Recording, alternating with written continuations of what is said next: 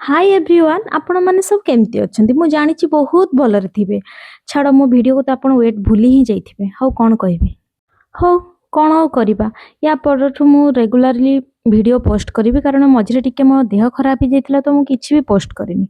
हो देखंतु बाहागर रे मु कोन कोन कली एटा सेकंड पार्ट।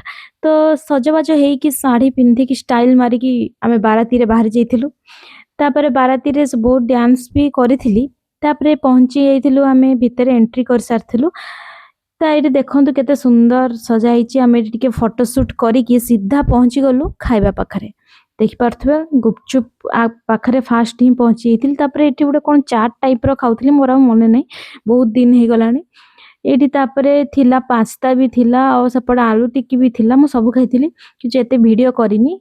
एठी देखंतु पास्ता बहुत सुंदर लागुतले सेते बेले एते शीत लागुतला किंतु मु स्टाइल मारी कि किछि भी नेइनी किंतु राति रे मते बहुत शीत लागला। एठी जयमाला भी टाइम ही जेतला एटा मु फास्ट जयमाला देखुची मते बहुत सुंदर लागिला आ बहुत बढ़िया भी हेतिला देखंतु।